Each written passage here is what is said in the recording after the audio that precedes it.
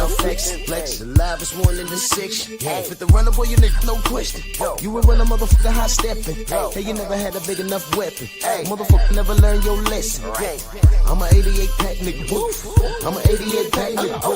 I mean, day walker, drink blood, fangs out, full moon, motherfucker change like a hoe, nigga. I'm just a nigga from the hood trying to stack a little cheddar for the money. Tyson Fury being spoken to by Ben Davison, and there's the moment, the pre-fight kiss. I have never ever seen that before.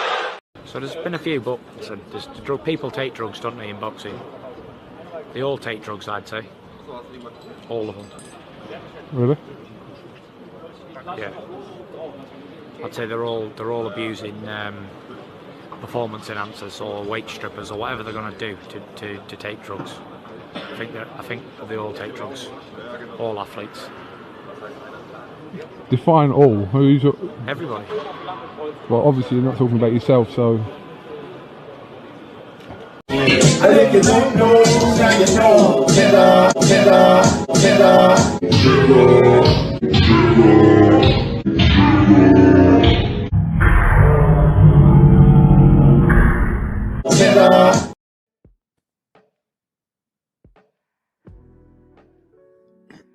Yeah, buddy.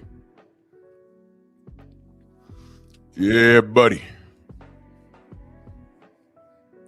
Lightweight. Lightweight, baby. It's time to bleed. Drew Titan, Bronze on deck. Shout out to the mighty LDBC. Do this roll call real quick. My brother One Deep in the building. Stormy B, man, in here with everything.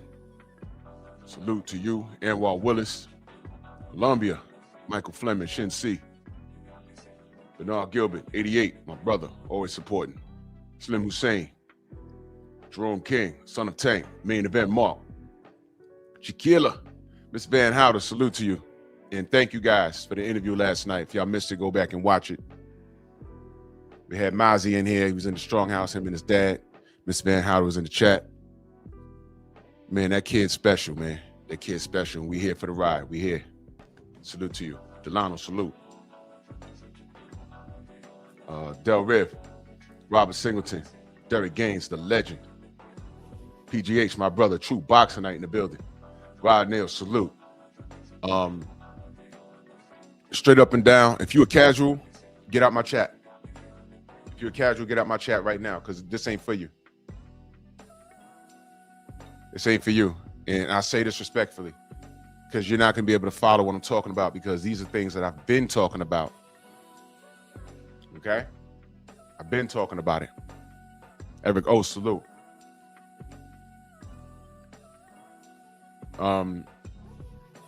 This is second nature to me at this point. I don't have to do any research, because I did all the research. I've had guests on here like Art Hostage, who's from the UK.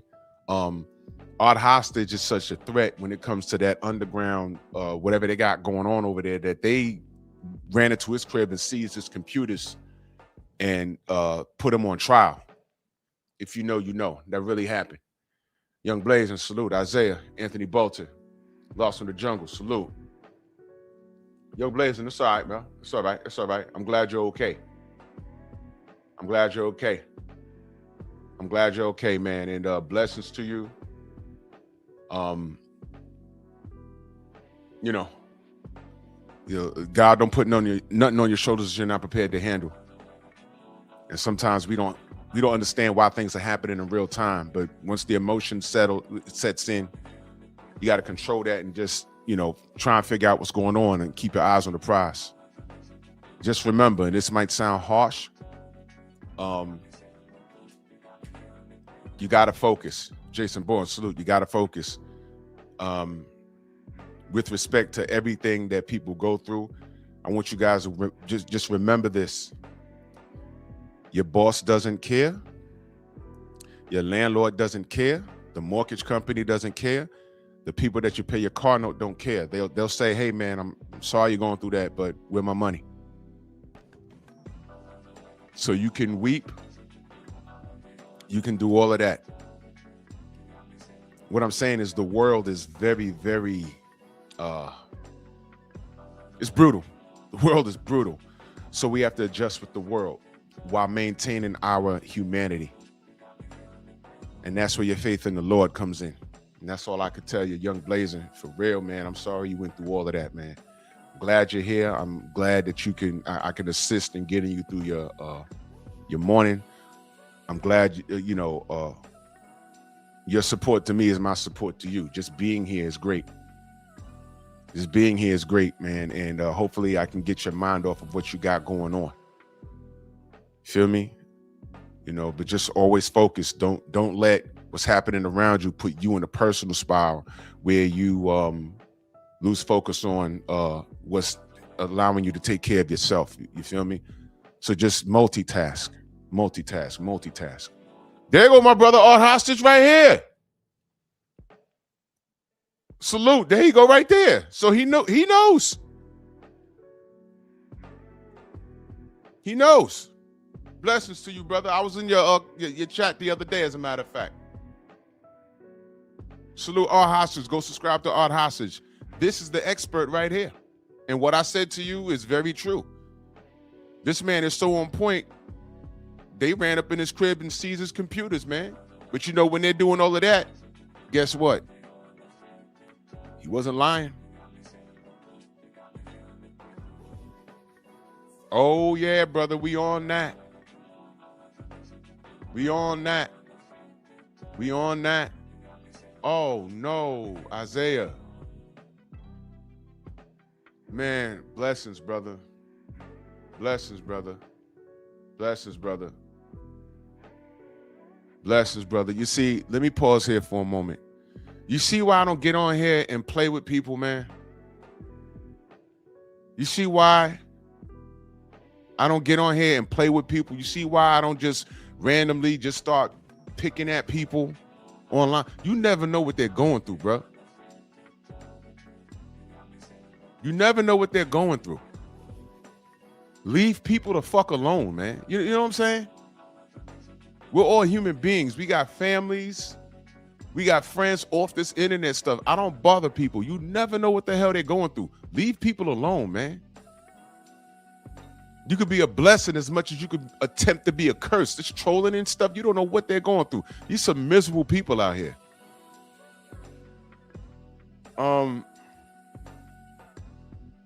Man, I pray every day. I pray for everybody that's righteous. I pray for everybody that's not righteous, and I hope that they get right.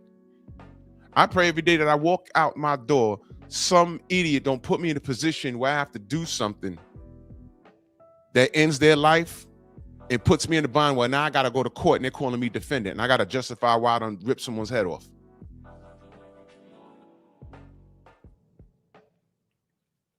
And let me bring the show back, man. I pray for all of you, man. Thank you for your support. Let's get to the smoke. We all talked about what Simon Jordan did, and Art, you are very, very correct. That was a fucking ambush. They were there to talk about the Chisora fight, and Simon chose that time. This was boiling in him for about 4 years, 3 to 4 years. And he picked that moment to say Wilder's quote-unquote excuse to losing the Fury was bullocks, as they say over there. I don't know what that means. I just heard it before. I might be using it in the wrong term. Forgive me. Yeah, exactly, Art. Exactly. He waited and he picked that moment to get that off his chest. Now, here's what's ridiculous. To me, being that it's Daniel Kinahan involved and MTK Global that's non-existent, that they hustled Barry McGuigan out of his spot and all this other stuff. See, right now, that's why I say casuals, this show ain't for you this morning. Y'all don't even know who the fuck Barry McGuigan is. All right? Y'all don't even know who Daniel Kinahan is. In fact, I didn't know everything until people were running down to Dubai to talk to him. I said, well, who is this guy?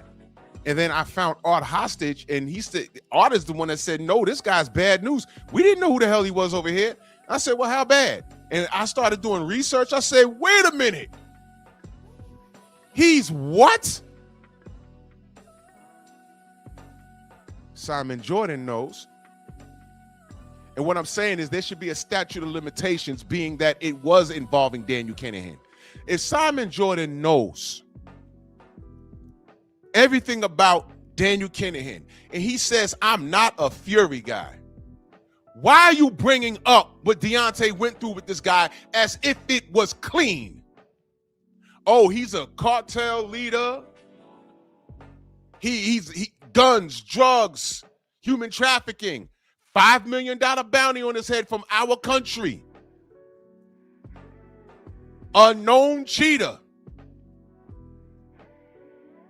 From Nicholas Asbury to Christian Hammer. And it goes on and on with this guy. Steve Cunningham. All of that. But he didn't cheat Wilder 3 times. You draw the line there. And then when we talk about racism in the sport, you look at us like we crazy. There's no statute of limitations when it comes to a black athlete. That's why Deontay talked about race. And it's an emotional thing.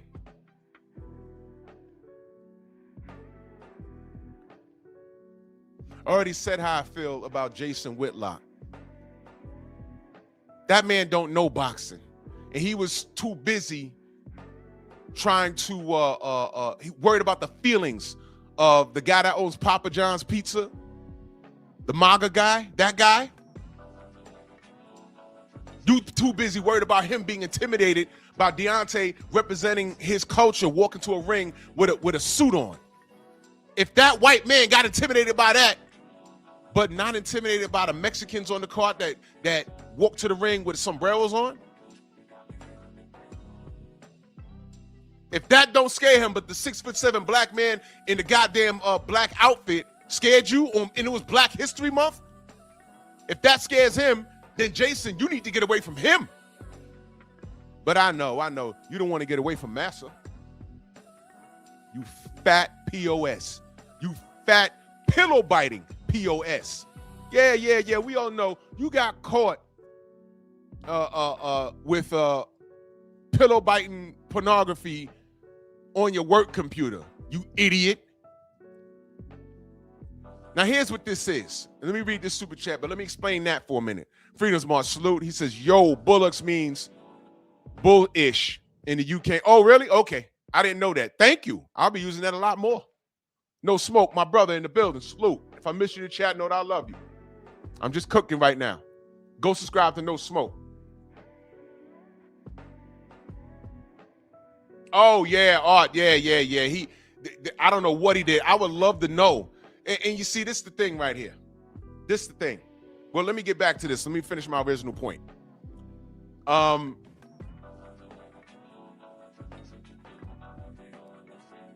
If you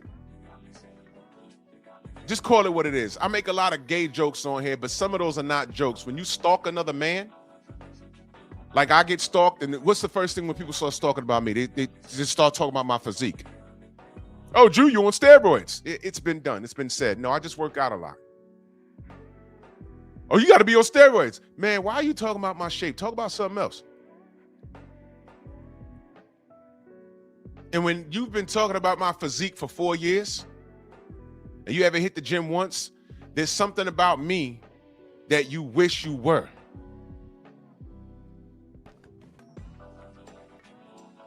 You sound like a woman that got stood up, a girl that got stood up for prom, or a girl that's mad that the guy that you want to take to prom is taking somebody else. Which is why I say jealousy is a female trait. No man should be jealous of another man. Just work harder. Anytime I saw a brother with something that I'd like to have, or, you know, I'm like, I would ask the brother, hey man, how'd you do that? It's called getting educated. Happens to me all the time in the gym. Hey man, how do you get your arms, or, you know, how you do those pull-ups, whatever. And I tell them flat out, I'm no expert. This is what works for me, but this is what I did. You make a new friend. That's how you build relationships. See, you haters don't even know that. You know what? You got hate in your blood. There was a song about that. The Locks, you got hate in your blood. And if you live that life, that's your life. But you know what I got a problem with? When you live that life in secret, and then you get on this Christian pedestal and try and tell other black men how to live by the word of God. That's my problem with Jason Whitlock. Because when he was on Fred's show, if you can go to his channel and find it, he had Jason Whitlock on as a guest. And salute the Ticket TV, because when he came on the panel, he cooked Jason. He folded his arms over his big man tits and said, next caller. Because you ain't want that smoke. And it was about Kobe Bryant. You fat chitlin. I will never respect that dude until he comes out the closet. Because that's my problem. Oh, you need to live by the word of God, and black men need to be better to their women. And, you know, and then in that same show, that's why I'm telling you to find it. He said, well, I guess in that sense, I'm a bit of a hypocrite because I'm not married. Oh, and I said, wow. Can I ask y'all a question for those of you who are married? Wouldn't it make sense to take advice on marriage from someone that was married or is currently married? If you're gonna take advice, you can even get advice from a person that's been divorced 3 times, because 3 times they got it wrong, but at least they believe in it. So what can you do? What kind of advice you can take from them? Well, I need to know why he got divorced, man. Tell me your story unedited. So I need to know what not to do. You see how that works? But why would you take advice from a man that's never been married? And he's living by the word of God, allegedly, but you never seen him with a woman. And there's homosexual rumors flying all around this guy. And it's like, well, I can't deny or confirm, but it is pretty odd that you almost 60, never seen you with a woman. You have no kids, nothing. But the word on the curb is, nah, he's like that. All the Bible in the world can't make you run from yourself, like that light-skinned dude running around. Oh, I like the women's. I'm gay no more. I like the women's. No. As soon as he got off that mic, he got on another mic. Nudge, nudge, wink, wink. In fact, it's funny I brought that up because that dude, I think there was a situation when he was in Adrian Broner's DM. Look it up. I don't even know dude's name. He became a meme. Light-skinned dude. It was crazy. And then he hopped in Adrian Broner's DM years ago. I didn't even read the whole story. I said, man, this is crazy. All the Jesus in the world can't save you from who you are. My point is, be who you are, man. Be who you are. Worry about that on Judgment Day. But I'm not hearing some dude in the closet telling me how to be a black man. Not doing that. And on top of that, you telling me how to treat women, and I never seen you with one. And word on the curb is, yo, that dude's gay. And these are people saying that they don't hate him. They say, oh, nah, he's this. Oh, you don't know? No. Well, that answers that.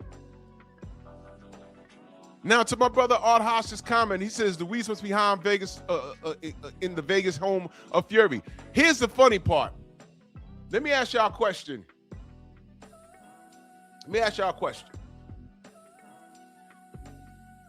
Where were the stories on Tyson Fury from these YouTubers not being allowed on American soil? Where were the stories at? We definitely spoke about it over here. Now, what Art Hostage means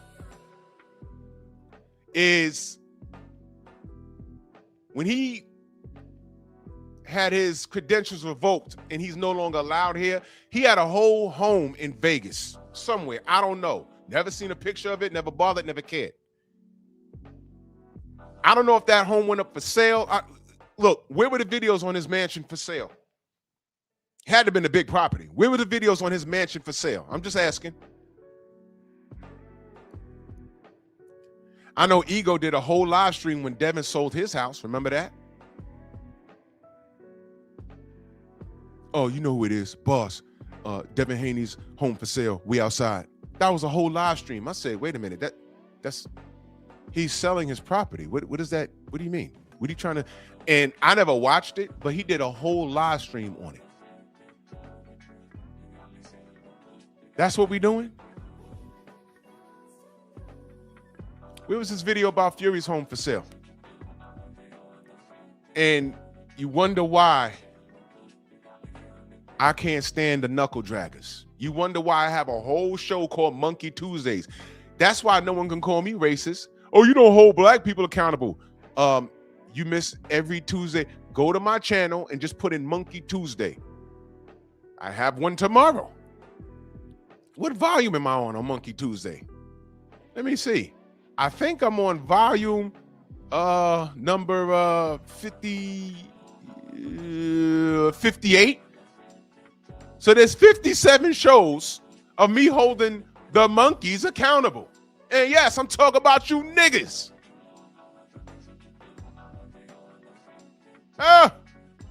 88 Sports talking that super chat, much love, man. He says, didn't some boxer get blasted in a weigh-in?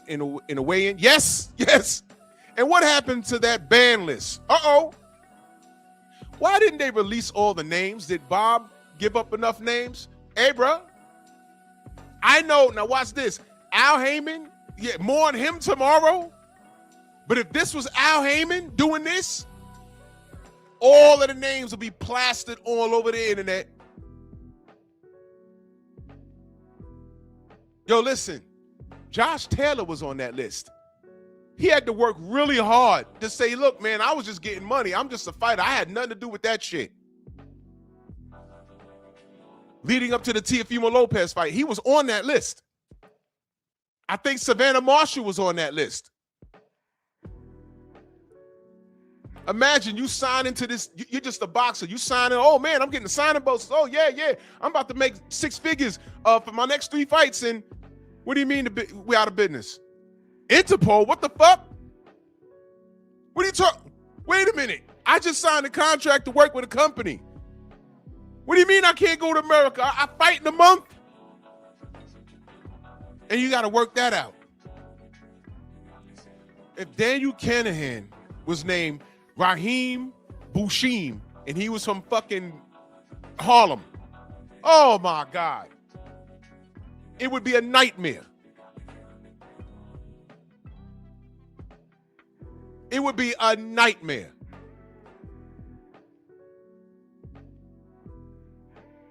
Cheeks in the building. What's good, bro? You think I'm bullshitting? Read that. Kinahan Cartel had $200 million frozen and reduced by $5 million a month fee for safe haven in Dubai. This man is still at large. And here's the point of the show. Simon Jordan knows what we know. He might know more. He might know more. Meanwhile, he waited 3 years to ambush Deontay Wilder with the Fury question. Tyson Fury's best friend is Daniel Kinahan. Tyson Fury is a goddamn cheater. I know that. I'm not a Fury guy, but he didn't cheat you. Stay in your place, nigga. That's basically what he said. Big Joe Townsend, salute. Stay in your place, nigga. Rod Neal in the building. He says they were loud when they thought Bud was on it. Yes, they were. Now, here's a different kind of loud that I was. When Bud is in that picture with Fury, and y'all know the video that I used to play? When he's in the ocean talking about, I'm looking for the big fish. Where you at, Errol? Where you at, Errol? Where you at? Do y'all remember what I said? I said, Bud, no. Anywhere but there. Did anybody tell Bud who that guy is? It was out of concern.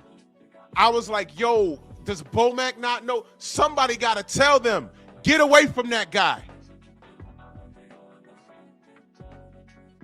They talked some business, sent him home. Hopefully they didn't put no crack in his watches and transport his shit back to the States. We don't know what was going on.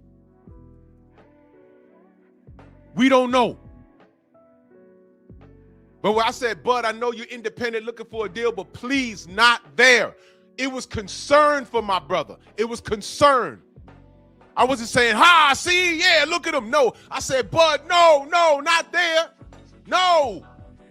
This is why the quote-unquote YouTubers are important, because sometimes we know stuff that the fighters don't know. Well, safe to say he didn't do no business. He went down there to talk business, but he didn't do no business. Thank God. Because he'd have got caught up in this. And you know what's funny? If Bud made a nest with Daniel Kinahan right now, Bud would be under investigation. And that would have been the reason why the Errol Spence fight wouldn't have happened. Because of that shit. See that? This guy's been bad news. Simon Jordan knows he knows more than what we know. He over there. But he ain't cheat Deontay. So what I want to do this morning is reintroduce you. It's 2026. I have to re-up y'all on Daniel Kinahan. This show's not for the casuals. It don't matter what we say. We didn't know who the fuck Daniel Kinahan was.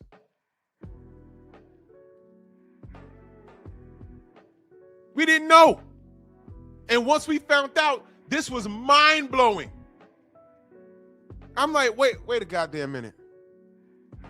Is this for real? This guy's for real? This is what Deontay was up against? Look, man, the brother from Alabama gets into boxing because his daughter was sick. Understand this, y'all. If he didn't have a sick daughter, he'd have been working a regular job somewhere, and we'd have never known him. He'd have just been another a talented brother that we would have never have known about. He didn't come out the womb saying, hey, I want to box. He don't have the same story like Floyd came out the womb boxing because he comes from a fighting family. That's fine. Zab Judah came out the womb fighting because Yoel got hands. He's a karate champion or something like that. But these guys was raised in the gym. Deontay brought up regular. Then he said, you know what, I'm going to try that. End up making the Olympic team and got a bronze medal. He got a medal with minimum training. I mean, like he trained for the Olympics, but I mean, he didn't come out the womb. He's a late bloomer. And for him to have gone, and not have gone, because gone is past tense, to have gotten as far as he has gotten, to make this many waves, to be a legitimate threat, all these people are left to do is talk about his lack of skill set. And they've gone as far as to disrespect the era that he was dominating. Not only was his skill set horrible, but the reason why he has gotten this far with a horrible skill set is because the era he's fighting in is trash. Bullshit. Because there was one man that could have set the record straight, and his name was Anthony Joshua. And Eddie Hearn stopped that fight. Y'all know what I say. You think AJ beats him? Y'all think AJ beats him? I said, great. We got to fight then, right? I know. Deontay doesn't sell enough. That's my shitty British accent.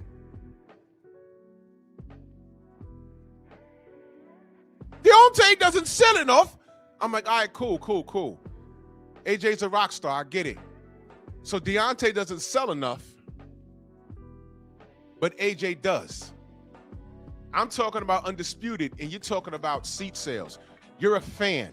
Stay in a fan's place. I'm talking about the fight, and you talking about money. Are you on AJ's team? Well, no. Okay. You're not. All right, so here's what you're gonna do. Deontay's gonna come to the UK, and you and your wife Peppa Pig is gonna come and buy your seats at Wembley. I'm gonna buy a ticket and fly my ass over there, and we're gonna enjoy the fight. Somebody's gonna win, somebody's gonna lose. Why don't we have a fight? Can we have the fight? Well, Deontay doesn't sell. Okay, I understand that, but AJ does. Well, he doesn't deserve a fight with Anthony Joshua.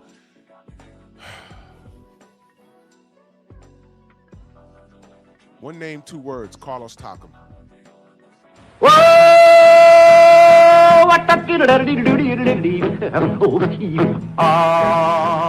Man crush. Anything else?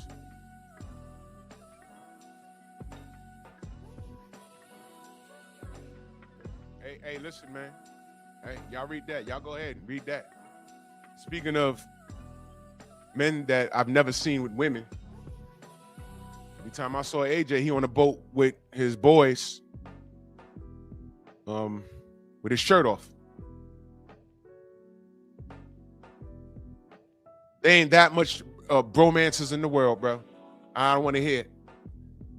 Ratchet, what up? There ain't that much bromance in the world, bro. I mean, every time. And I say this respectfully because I know he lost, some brothers that were close to him, and I get that. Doesn't negate from the fact, though, we was talking about this for years. Like, yo, hold on, man. When he was just over here in America, when he beat the shit out of Jake Paul, good job, AJ. Alicia Baumgartner was ready. She was ready. You saw that? She was ready. And I'm watching that like, hey, bro. She ready, man. She ready. You just knocked out Jake Paul. You made like $92 million. You had to give up half of it, but Alicia's ready? Bro, seal your American stay that night with Alicia, bro. Blessings. Do that. She was ready. Y'all remember that video? How she was looking at him? She was ready. If I was in his spot, I'm a single man. I'm like, yeah, picture, yeah, Alicia, come with me. We wouldn't even made it back to the telly. We wouldn't even made it to the shower. Cause she nasty. She want all that sweat. I'd have bust her ass in the locker room, bro. You crazy? You supposed to take that. Those other chicks that you don't know, I was like, be careful, bro. It's Miami. Be careful. It's Miami. These chicks looking for a come up. Your salary was, the money you made was public record. But Alicia is an athlete. Brother Coach Hudson in the building. Hey, Coach. Hey, Coach. Go subscribe to my brother Art Hostage. This is the man that put us up on game. We figured out who Daniel Kinahan was, but we didn't have all the information. And this is the man that he came on my channel and he put us up on all the game. Coach, this brother's so bad, the law kicked in his door and seized his computers and brought him to court. Yes. So it's official. Go subscribe to Art Hostage. Yes, sir.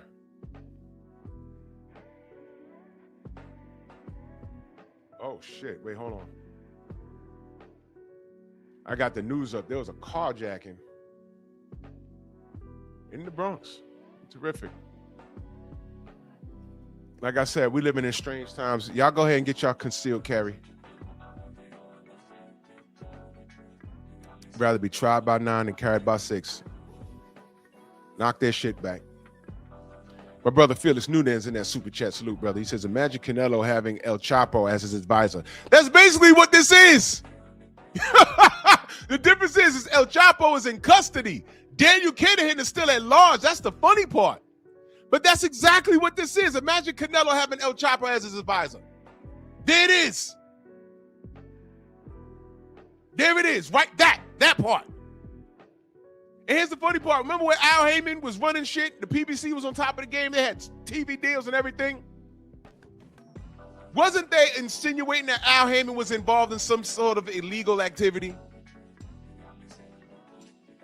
And back then, I didn't even know who a Daniel Kinahan was. I didn't know. Then when we find out, the American public doesn't even talk about it. That's why I don't let these casuals come in my chat and say any old thing. If you're a casual, you can't talk to me about Deontay Wilder in the Fury situation. You don't know what he was fighting. It was more than him fighting this fat bastard in the ring. He was fighting a ring of crime. All right, this is how it goes. Bob Arum was involved. Eddie Hearn was involved. As a matter of fact,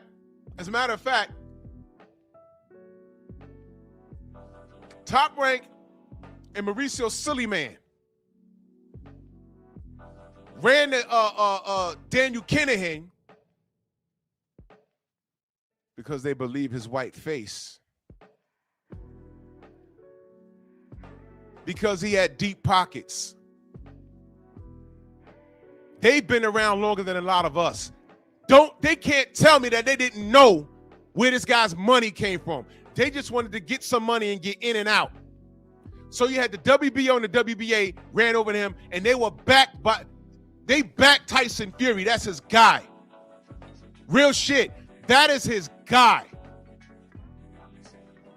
Eddie Hearn knew who he was because he lives over there. Eddie, Barry, Frank Warren, they knew who this guy was. So they on the outside looking in like, yo, wherever this gonna go, we're gonna try and get in and out. We're gonna try and get in and out. Too late, baby, bye-bye. Too late. Little Junior this morning. Y'all don't know about Junior. It's too late, baby, bye-bye. That's the brother that song Mama used to say. He's British, by the way. Salute to him. These cats knew who Daniel Kinahan was. They were hoping they could grab some money and get the fuck out the way. That's what they were waiting on. It didn't work. The strong arm of the law picked up on it. They said, nope. Not this guy, not this motherfucker. So you had the WBC, the WBO. I'm sorry, the WBO, the WBO, WBC. They over there, they down in Dubai taking pictures with him. Stupid ass, this racist cunt. Hashtag boxing. That motherfucker, why am I having a brain fart? Goddamn, what's this? Oh, wait, hold on. Rick Glasser. Read that. See, I don't get rid of anything. I lost some followers today because of my support of Daniel Kinahan's presence in boxing. And I will continue to support all those that are assets to the betterment of the sport and business of professional hashtag boxing. And no, he spelled the wrong no. This tweet is not getting deleted. That was April 12th, 2022. I need y'all, if y'all on Twitter, go to this fat piece of shit's Twitter and see if you see this. Because since he posted this, the $5 million bounty was on his head. Of Daniel Kinahan. Okay? So he's supporting a drug lord, a crime lord, a syndicate, a cartel leader. And he said, I'm not deleting this tweet. Don't worry, I saved it. This is why I don't fuck with, and this is why I call him a racist. He may have been right on Al Heyman's businesses practices, because now we're seeing the result. But the sun shines on a dog's ass every now and again. So you're right about that. But this, I ain't forgetting this. And I have another question for y'all. Did he feel the same way about Turki Al-Sheikh's presence in hashtag boxing?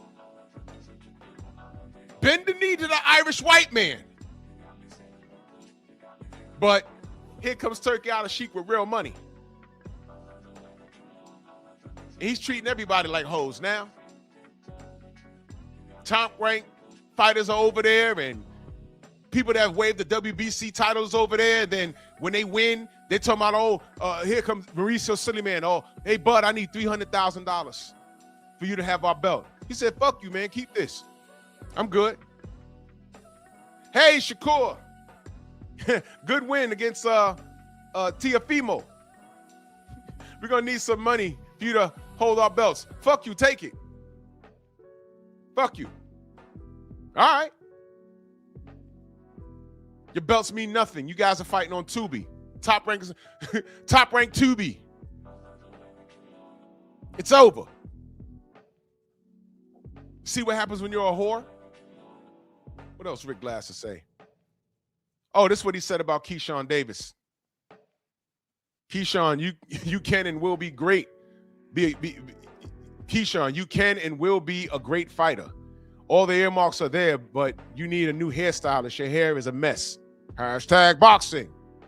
Listen, our nappy hair comes from a lineage of kings. And I'll just land that plane right there. Oh, I didn't know this. Look at this. Daniel Kinahan has converted to Islam years ago, has a long beard, and lives a clean life openly in Dubai these days. Rumors of a second wife and having kids by them, meaning he might be a citizen of the UAE. He has to be a citizen of UAE. I would imagine so, because he's there. And whatever they got going on over there, America can't just go in there and get him. We can only ask and say, yo, could you give us this guy? And they could be like, no. I didn't know he's Muslim now. Shit.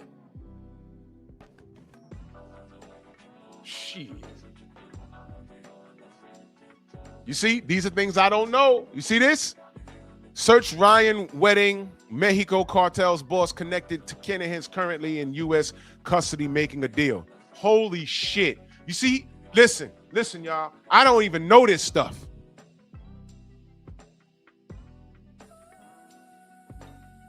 You see this?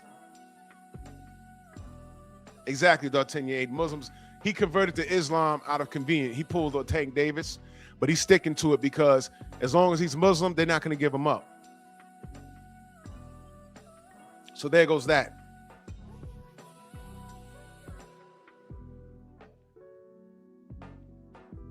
He's with the cool kids at the table now.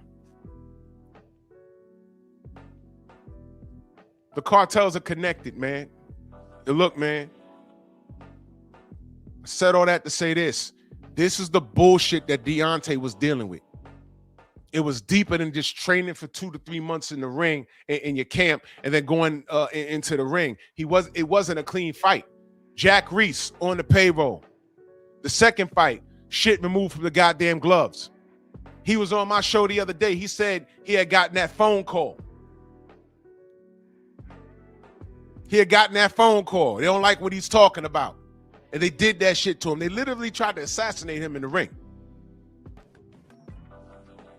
Third fight, it was supposed to be in July. They postponed it. This fat fuck leaves the country and goes to goddamn to see his sick daughter in the UK. Why was the camp closed up? The camp was closed up because of COVID. We asked Jared fucking Anderson, yo, man, you all right? You got COVID? He don't answer the question. He's goofing around. He's goofing around. That weekend, there's a UFC event, and mind you, we're coming out the pandemic, so we're trying to get back to normal. Prior to him leaving, he's out and about at the casinos taking pictures with people. He leaves the country, there's a UFC event. We see who? Joseph Parker. They throw the mic in his face, say, hey, man, we heard the champ has a COVID. You all right? Everyone has COVID in the camp? Joseph Parker's like, what? Exactly. He didn't know. What a way to avoid VADA testing. He comes back to America. October, I'm in Vegas. I'm at the fight. In round 4, he was dropped twice. and Russell Mora blew the fucking count. I watched him do it. Later in the fight, Deontay in round 11 is very fatigued. This fat fucker's bouncing around like it's round one. All 330 pounds of his fat ass bouncing around like it's round one. I said, you can't tell me that this fat fuck ain't on drugs. You can't tell me that.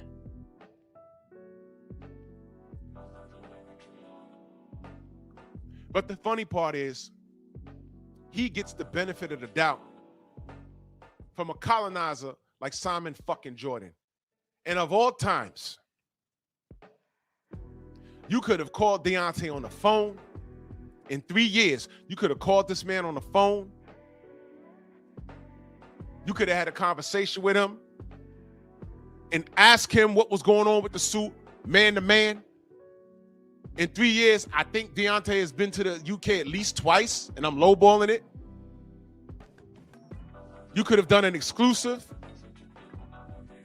If you really wanted the questions answered, because he don't want the questions answered. His mind is made up. Fury's a cheater and you're not a Fury guy, but you're on code enough to tell this black man to his face that you think his excuses was bullocks. No, not excuses. His reasoning was bullocks. You weren't poisoned. He didn't remove padding out the gloves. You just lost. And you know who this guy was associated with.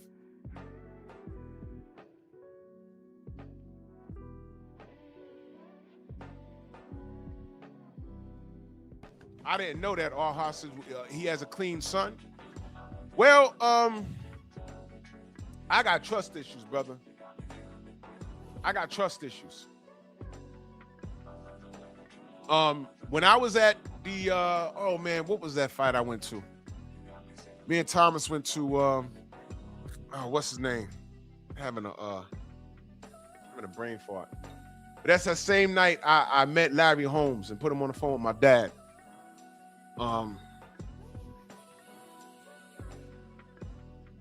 When I was leaving the event, and off the boat, Irishman came to me. He says, "Oh, Drew Titan." And I stopped. I said, "Yes." He said, "Oh, yeah, I watch you." I said, "Yes." And I said, "Here we go. Here comes the threat." He says, "No, you do excellent work on Kinahan. I'm from Ireland, and I have a relative in the Fury camp, so I know." I said, "Oh." So you do excellent work. I said, "Yeah." And he mentioned Al-Hostaj's name too. These are the things that American boxing fanatics don't know. That's why I said when the show started, if you're a casual, this show ain't for you this morning. Because I could tell you, man, go Google anything and everything that we're talking about, and then come back and call me a liar. You see, the average boxing fanatic has the attention span of a gerbil's penis. It's very small. And they've grown up on steady diets of Prozac and Ritalin, so they have very short attention spans. And research is it's taboo for them. It's DD, deliberately dumb. When you're deliberately dumb, we're in the age of technology. You can literally find what you're looking for, and to make sure that what you're finding is correct, you can cross-reference it and do your own research. Research is taboo to people. It's taboo. So if you're not going to research it, you can't just come on here and call me a liar. You can't do that. Prove it.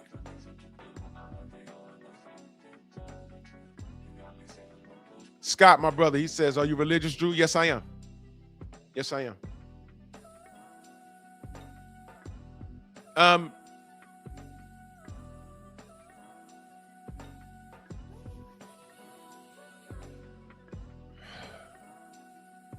This is weird, man.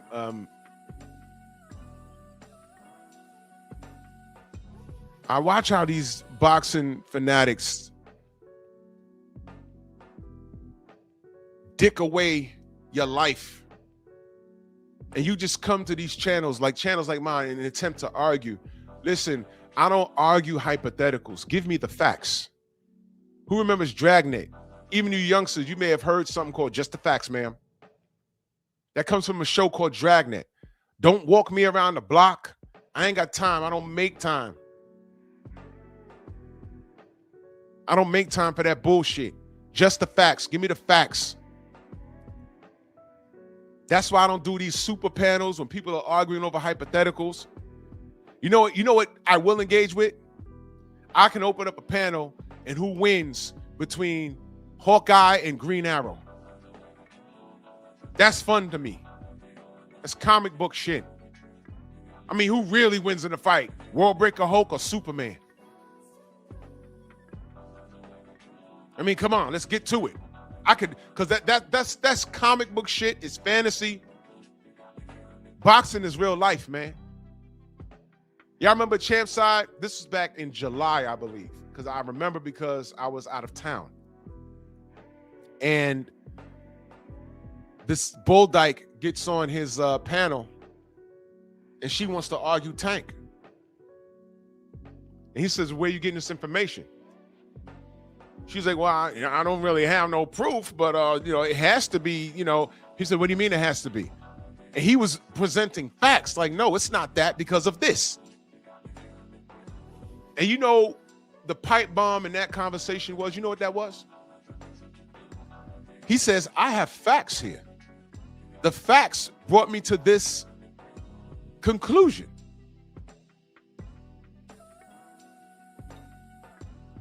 And that dumb broad said, so when you have these debates, you always come with facts? What the fuck? What do you mean? How are you having an argument with no facts? You see, this is why a lot of you niggas be in, this is why a lot of you niggas go to jail.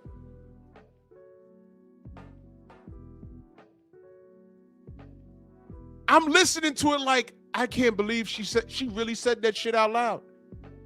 I remember watching a Kevin Samuels stream. And this dumbass tried to engage with him. And I forgot what it was, but Kevin was a stickler for facts, data, and statistics. And he hit her with the numbers. And she said, well, I'm not talking about that. He said, well, what are you talking about? And she said something that when I heard this girl say that at the Champ Side, that brought me back to the Kevin Samuels shit. And I'm like, do all these chicks do this? And it's even worse when you hear a man talking like that. Men, we got to do better. You got to do better. She said, oh, I thought we was just having a conversation. To her is, you were just arguing to argue. You don't like what he's saying, and you can't contradict it with facts, so you just want to argue. That's not how this works. That's not how any of this works.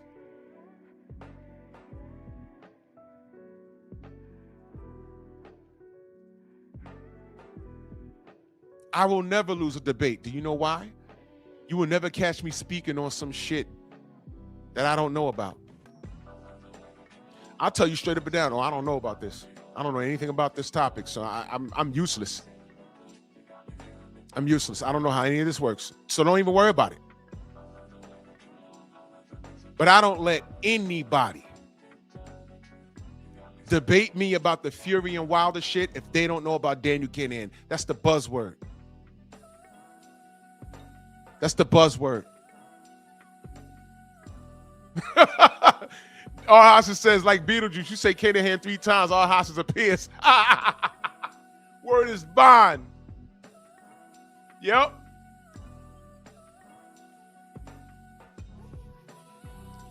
So, there was a clown in here earlier. His first words, oh, Deontay is a loser. All right, you're a loser. You're gone. I don't even read the rest of his shit. You're gone. I don't let any American casual, Deontay, he can't box though. And, I said, well, Fury's a cheater. Oh, but we saw what we saw. Yeah, you saw him get cheated, you dumbass. How do you know he was cheated? Oh, I'm glad you asked. Do you have about 30 minutes? If not, get out my face. Because you can't sum this up in 30 minutes. But cutting through the bullshit, you ask him, by the way, oh, word, yeah, he just lost. Oh, word, yeah, he wasn't cheated. Oh, yeah, okay. Let me ask you a question. Who's Daniel Kanahan? And stop right there. The proper response would be, who's that? Who is that? Because at that point, how many times y'all heard me on my show say, educate me? You know what that means? That means I don't know, and give me something of substance, and I will research it later. That's a part of being an adult, admitting when you don't know something. Philip D, salute. BVO, I see you. There's no harm in saying, hey, I don't know about that. I mean, what's the worst that could happen? You find out, hey, why the hell did Deontay look so bad in the second fight? Well, here's what happened. He was drugged. Oh, I don't believe that. Well, Mark Breland said, I never gave Deontay water. In the second fight, he's giving Deontay water out of a fucking bottle of Dasani, which, by the way, is the most disgusting bottled water you can ever imagine. So there goes that. He comes back from the UK. I think I got set up. I told him I want to talk about Deontay. Well, let me get this straight. You was fired from the camp. All right? You was fired from the fucking camp. You're not doing anything else in boxing. And then they flew you out to talk to you, and all you did was trash Deontay. Explain how the fuck that was a setup. That was sour grapes. And that didn't make your case for you being in on the bullshit any stronger. It really didn't. I told them I didn't want to talk about Deontay when I got there. As soon as you sat down, they said his name, and you went off. I watched it. You didn't say, hey, I told y'all I didn't want to talk about him, and y'all talk, I didn't want to talk about him. You ain't stopped them, and you ain't doing shit else in boxing. They didn't ask. To my recollection, maybe they did, but you ain't doing shit past that. And who are you in that atmosphere, at that current junction? What do you think they wanted to talk to you about? They flew your dumb ass out.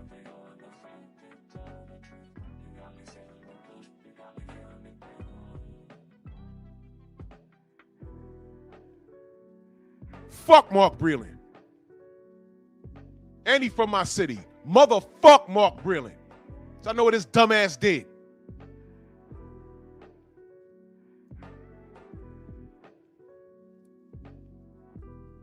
Y'all heard about the phone call he got? They say, hey man, they don't like who you are, what you saying. They don't like what you talking about. See, a lot of this shit, it's not for me to reveal. But I always tell you, I remember who I talked to. I knew about all of this shit. Now Deontay's becoming more vocal about it. Look forward to that documentary. And if Fury don't like what he has to say, there's a little thing called defamation. Watch this. Do y'all remember? Because I know this was public record.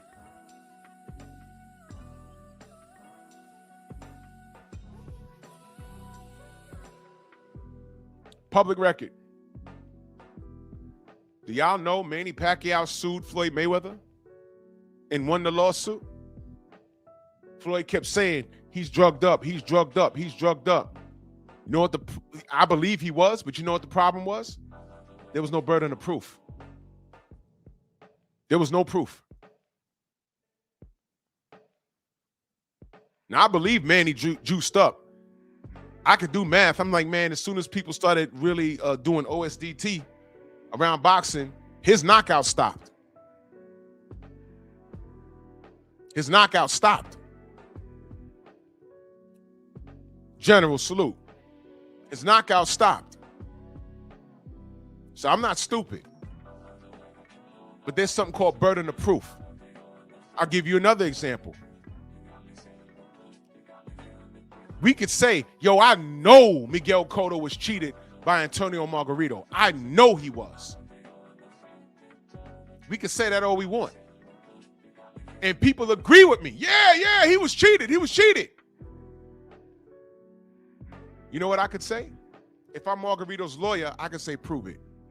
Oh, but look at the hands. He had gravel in his hand wraps. You know what I'll say? The team,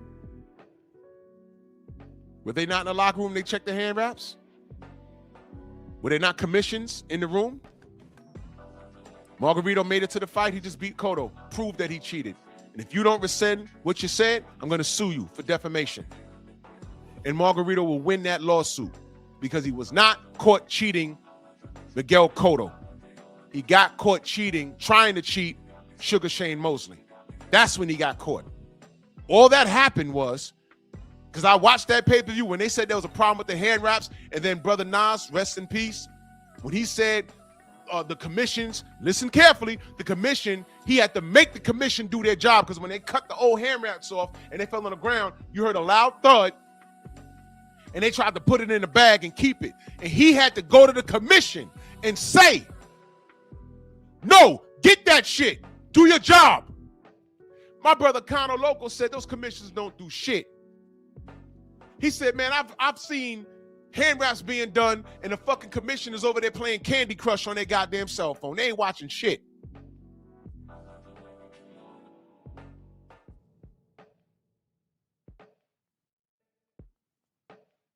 Commissions.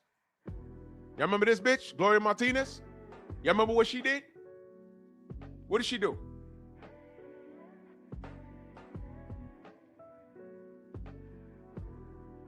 Y'all want to talk about commissions, right? What did she do? What did she do? Let's see who watches me. What did she do? This is the same bitch that called Michelle Obama a monkey, a Trump supporter. I will vote for Donald Trump. She one of them. What did she do?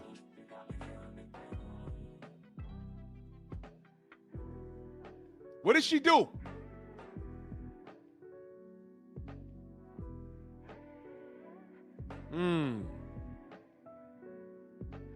That's right, son of Tank. That's right. Fox versus Mastre. She was the deciding factor. And I bring that up for a reason, because Gabriel Mastre got to the ring and Fox's camp said, yo, what's up with those gloves? The ref goes over and says, yo, what's up with these gloves?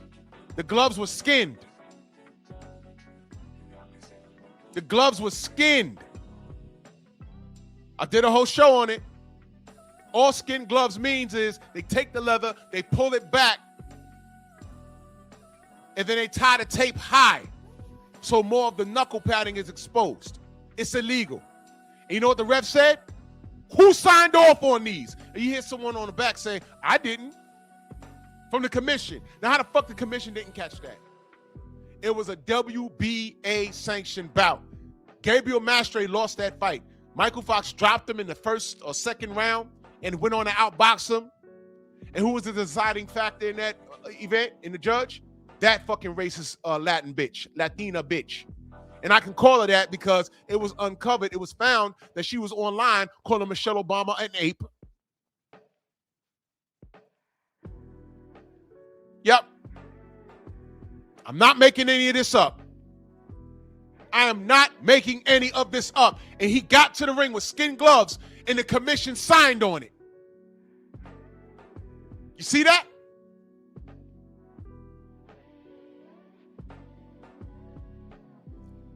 And they still got the call wrong. So when I tell you that this is a corrupt sport and it's very racist, I'm not making it up. We just saw Nick Ball eat it. Shout out to the Heartbreaker. He broke a lot of hearts over the weekend. We just saw Nick Ball eat the dirt. What I didn't know when I did my video, shout out to Steve Elder Mack, Nick Ball tried to cheat with the hand wraps. They had to rewrap their hands. And he said, I don't know why they did that, because these are all things that are discussed in the post-fight. We're going to send somebody to check the hand wraps and blah. He said, I got there. They're already warming up. Just like Margarito and Shane Mosley. Brother Nas said, I got to the locker room, and they're already hitting pads. He said, whoa, I didn't see the hand wraps. They said, nah, we good. He said, no, we not. He told the commission, he said, if we don't see those hand wraps, we not fighting. The commission says, okay, let's see the hand wraps. They took Margarito's gloves off because they were already sweaty, and when they cut them off, they thudded to the ground. Then they tried to put it in a bag. It was like, nah, let me get that. He said, he told the commission, no, give me that. And then they found out that Margarito had a foreign substance which turned it into plaster. And then when we learned that, Margarito was kicked out of the sport. He couldn't, well, in America, he couldn't fight. He couldn't get licensed in America. He had to go fight in Mexico. And then we doubled back and said, oh shit, that's why Cotto's face looked like hamburger. He cheated him. And then I had Kermit Cintron on my show. He said, absolutely, that man was hitting something different. We didn't realize it. By the way, no one said that was Kermit Cintron's fault, because he fought him twice and knocked him out bad. No one said that was Kermit Cintron's fault for not having the right people checking the goddamn gloves. He got a pass. And he got sympathy. Kermit Cintron got sympathy. Miguel Cotto got sympathy and redemption. Right? I talk about how Miguel Cotto was made to come in at 145 pounds when he was the WBO welterweight champion, or because he was the B-side to Manny Pacquiao. He gets sympathy for all of that, and we uncover all of this shit about Deontay Wilder and what he was dealing with. Y'all don't want to hear nothing. Y'all don't want to hear it.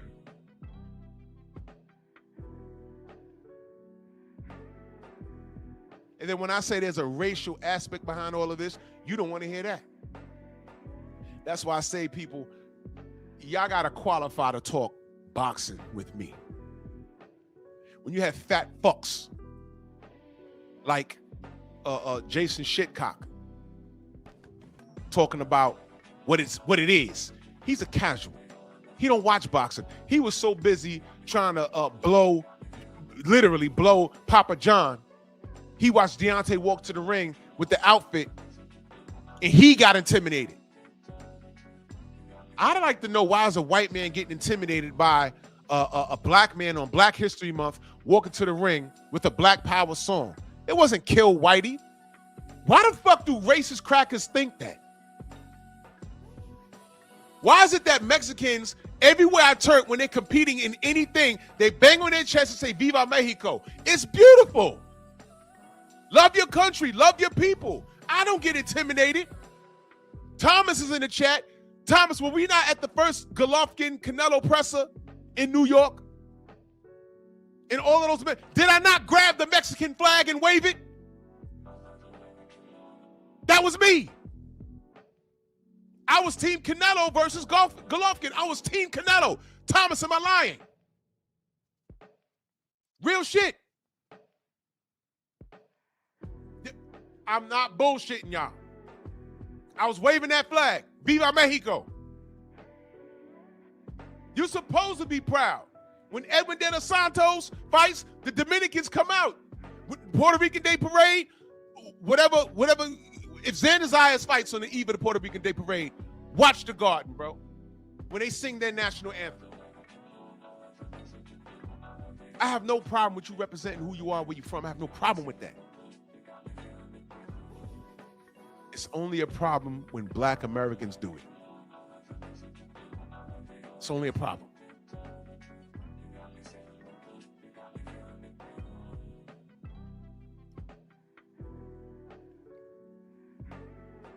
It's only a problem when we do it. So if fat-ass Jason Whitlock is worried about Papa John, who's a racist himself, if he's worried about this black man walking to the ring and I forget the name of the brother with the dreads that rapped the song, but there was nothing in there talking about kill Whitey. It's all about being proud of who you are. And he said, I looked at Papa John and I said, oh my God. And Deontay made it a race thing. No, you stupid ass. Boxing has always been about race.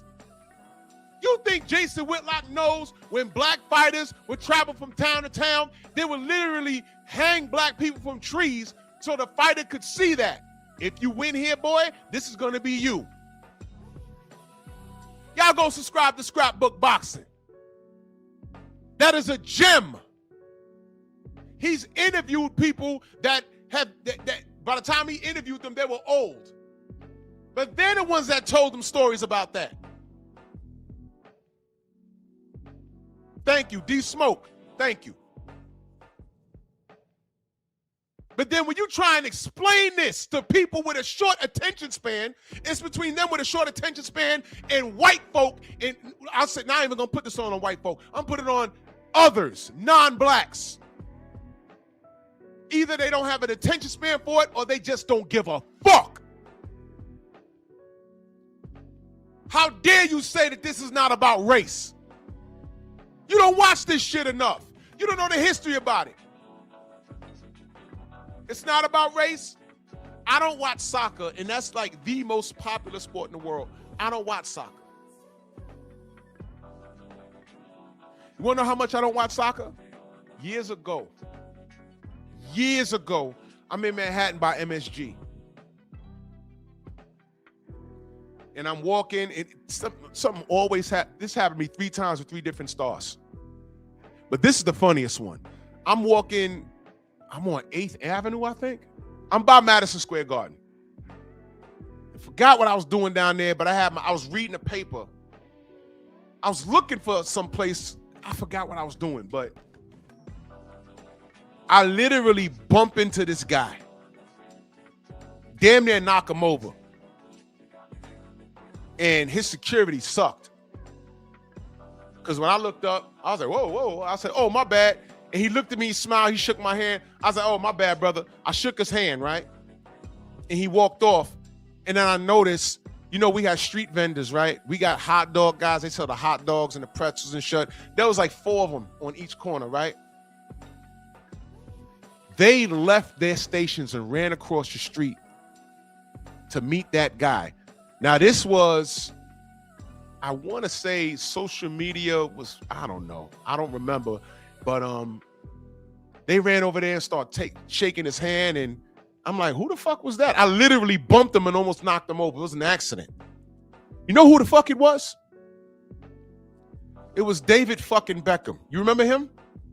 It was David Beckham. Thank you, Andrew 100. It was David Beckham. And what's funny was at that time, he had a big old banner, like an advertisement for, I think, underwear.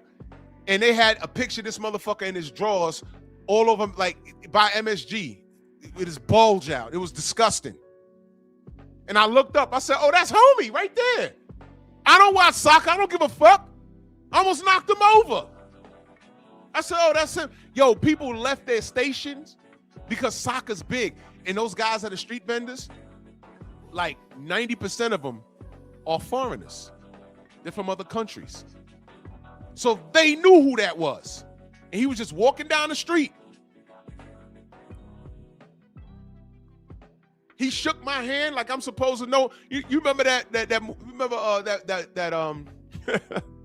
I forget which Indiana Jones it was. You remember when Indiana was trying to get something and he bumped into Adolf Hitler? And he signed that book. He didn't know it, he was like, oh shit. And Adolf just thought he wanted an autograph. It was that kind of thing. I'm not calling Beckham, but he grabbed my hand and shook it. I'm like, nigga, I don't know you. Who the fuck are you? Always in that area. I bumped into Wesley Snipes, same shit. I was like, oh shit. He said, hey man, how you doing, brother? We dapped it up. He kept walking. John Starks, John Starks is bigger in person. I'm 6'2", he's 6'5". On TV, he looked like a little ant. I came up 33rd, made a left, boom, right into him. I was like, oh, John, goddamn. He's like, hey, man, what's up?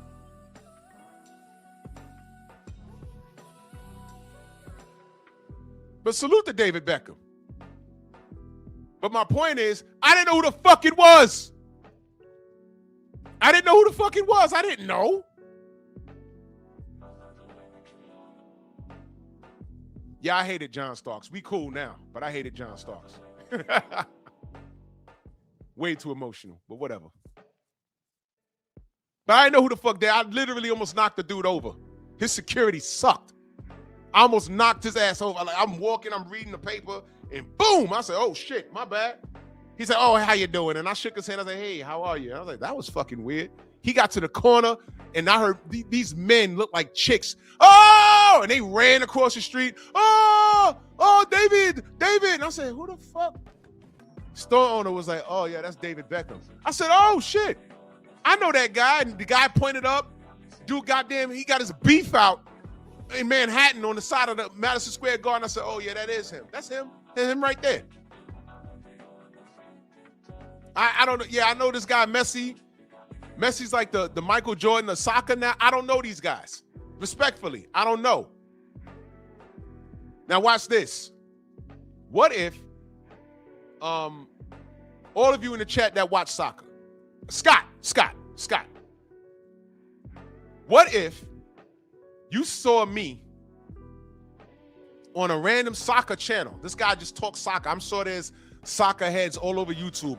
What if you saw me pop up in a channel and I just say, "Hey man, Beckham better than Messi. Matter of fact, Messi is Messi. Messi is Messi. I got Beckham." And the person on the channel says, "Well, why do you say that?" See, key question, why? And my response is, his hair is blonde and I bumped into him once.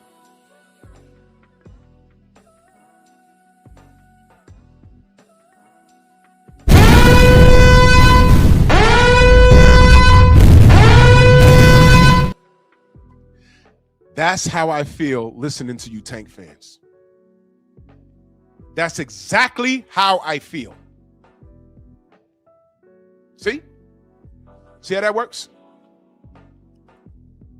And dude's like, "Yo, no, Drew, click the link.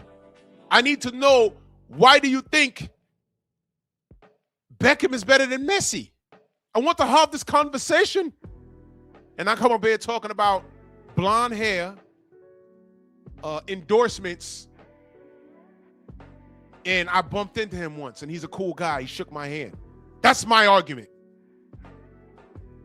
And the person on the channel is presenting data and stats and scoring, and I'm just talking about blonde hair, endorsements, and I shook his hand once.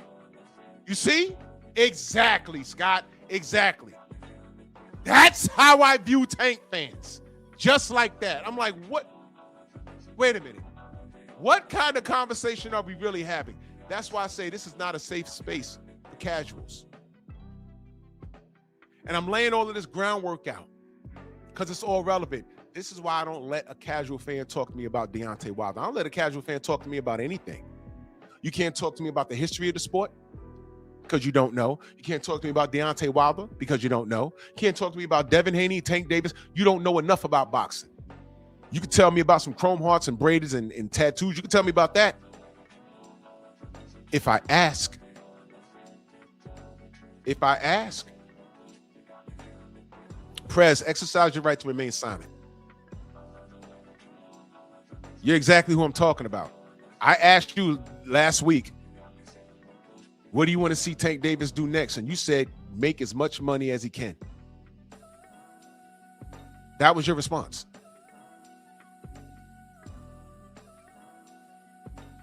There you have it. My conversation is different. Drew, what do you want to see Frank Martin do next? Who's in the rankings? How can he crack the top 3? Who's he need to fight? I want to see him fight Rolly. Rolly's lined up already? Okay. Let me look around. He need to fight. Prez, please remain silent. Please remain silent. Everybody heard what you had to say. Tank fans don't want to see him fight his contemporary. They want to see him get money. And they want to see that glycerin sweat off his back when he's hitting a bag. It's the gayest shit I've ever seen in my life. But when I talk about what happened to brother Deontay, casuals don't have the attention span to talk about what I got going on in this meme. But let me bring the conversation full circle. Miguel Cotto gets sympathy. There's more sympathy for Miguel Cotto than what was about to happen to Shane Mosley. The people that sympathize for Miguel Cotto, they don't talk about if it wasn't for brother Nas, then we don't solidify what we say about Miguel Cotto. I think Miguel Cotto's cheated, but the burden of proof. The sad fact is, these niggas out here are so racist. Deontay had proof. Y'all didn't hear when they said his doctor said what he said. We're just going to breeze right over that. Imagine having all of these facts and nobody even wants to hear you. Steve Cunningham said what he said. Steve Cunningham said, yo, man, this guy cheated in the ring. We all saw it. Eddie Cotton said, Tyson Fury is the dirtiest fighter I ever had to officiate, and I had Andrew Galata twice. That's on record. He said that. Do y'all know Steve Cunningham went to the commission with all of this evidence? And they said, we've investigated it, we've investigated ourselves, and we found no wrongdoing. What do you do when no one listens to you? And then they wonder why Deontay's just stopped talking to the media. You want to know why? Because of motherfuckers like Simon Jordan. And Simon Jordan is a representation of the media. Where the fuck was Mauricio Suleiman to defend his WBC champion that defended the title and tied the record for Muhammad Ali?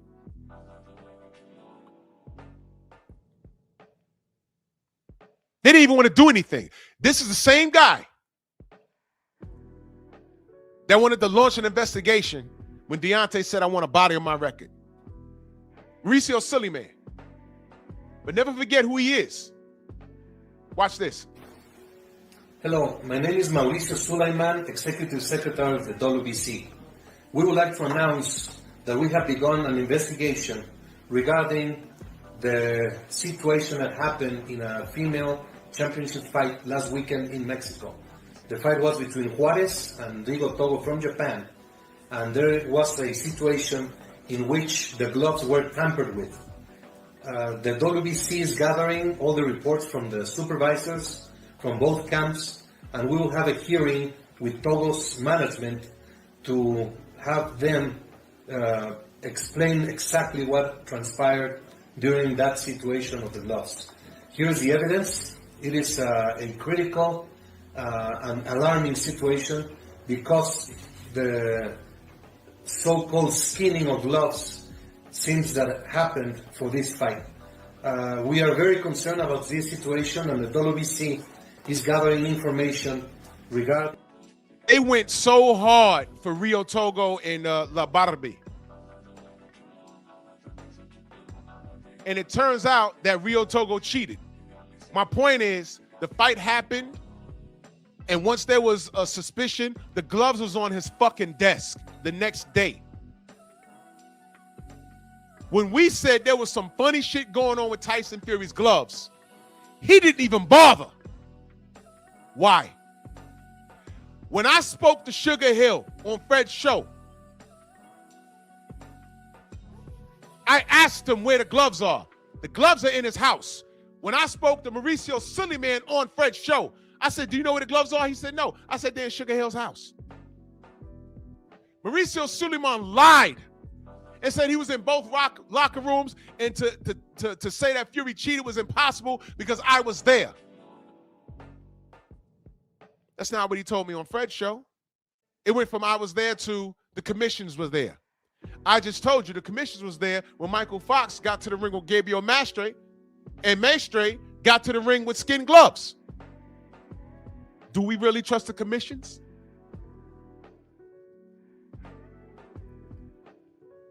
Do I have to talk about Alejandro Herman-ass? I said, this is who Franchon Cruz DAZN is fighting? I said, okay. And I'm like, what's going on with her? Oh, okay. So she fights her and loses. And all we asked was like, hey, man, look, good fight. But, hey, Mauricio, was she tested? His response, Drew bully her because she gay. I said, yo, it's obvious she's gay. We ain't talking about that. We asking you, was she drug tested? That's yes or no. I've known her for a long time. She has child. We don't care. Was she tested? And guess what happened? There was a problem right there. She was trying to grow a penis. Get your hand off my penis! And you, sir, are you waiting to receive my limp penis? That was her in the post-fight. She was trying to grow a cock. She was going through a whole sex change. I'm not making that up. She's trying to grow a cock. So, according to science, Franchon Cruz DAZN was in there with the man, and he took his time giving her that belt back.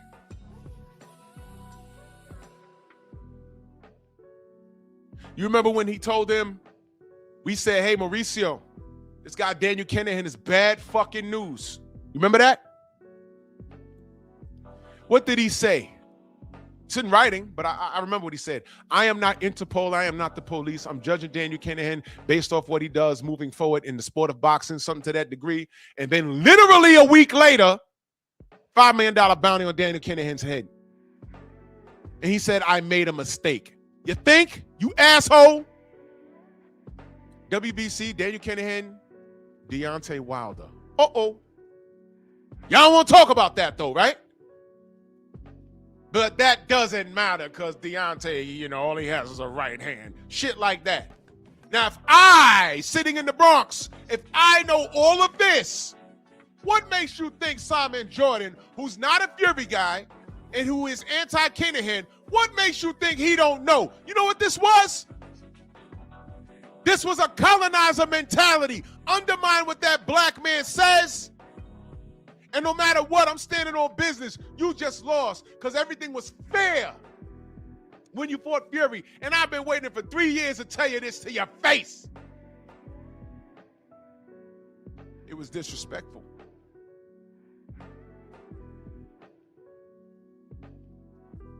But what do these colonizers know about respect? Oh, Drew, you talking about race again? Yeah, well, prove me wrong. If anybody wants to talk to you about the Deontay Wilder Tyson Fury situation, before you go any further, say, do you know who Daniel Kinahan is? And if they try and front and say yes, ask them to explain who he is. We'll get to the bottom of that right now. And if it's a black motherfucker saying all of that, and if they really know who he is, if they still feel that this was fair when he fought him, just tell them have a good day. Don't even talk to them.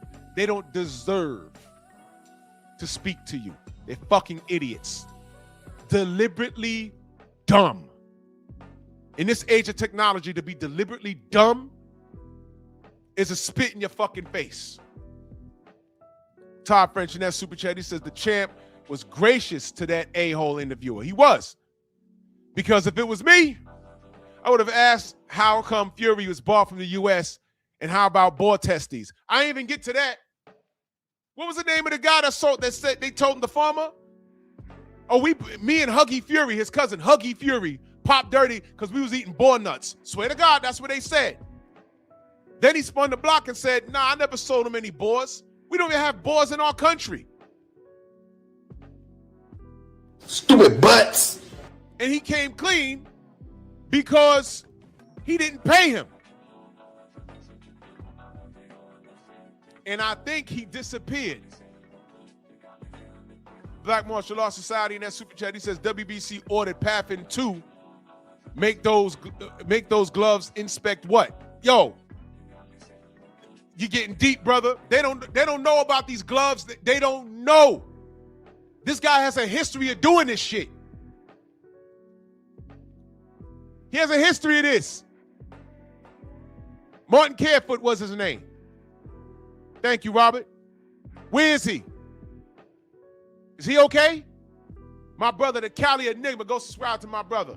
He says, you've been on top of this from the get-go. Salute to the LDBC. Yes! Yes! The in crowd, brother. The in crowd. Once you get to a certain level, look, man, we can't believe, you can't tell me that, you know, in breaking news, Ghislaine Maxwell refuses to answer any questions on the Epstein committee. Y'all be the first motherfuckers to come up in here and talk about conspiracy theories. You know, we know about the Epstein files and everything else, and some of y'all believe in the alien stuff. I believe in it to a degree also. Not to a degree. I believe in that shit. I'm just going to say, I believe that, whatever. Go to my Patreon. I'm about to do a live on an experience that I had when I was in Illinois, Vandalia, Illinois, 1988. I was 13. Right? Now, look at this. Look at this. I'm not saying that that's not true. I'm not saying that that's not true. But the same niggas telling me that there's elites, and once you reach to a certain level, and Jay-Z and the Illuminati, the same motherfuckers that tell me shit like that don't believe me when I talk about this Deontay Wilder shit. That's my point. How? Oh, that ain't happened. That ain't happened. That ain't happened. But you believe in aliens and the Illuminati.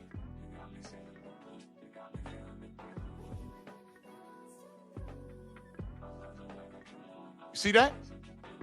You believe Jay-Z's a part of the Illuminati and he's going down. You believe everything that Jaguar Wright says, and that's up to you. I'm not telling you what to believe and what not to believe. I'm not saying that. You believe in aliens, that shit that happened in Miami.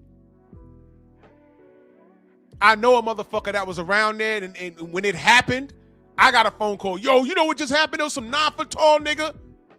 I said, oh, what? The Spanish family that was like, yo, there was a fucking alien hiding behind our fucking forklift. I believe that shit because of an experience I had in 1988. But whatever. I'm just on here talking, right? So you can believe in all of this outer space shit, the Illuminati and Jay-Z and this one going to jail and R. Kelly and eating babies. But I tell you about this cartel leader, all of this shit that's for real. And y'all don't want to believe shit I have to say. Deliberately dumb. Y'all don't want to hear shit.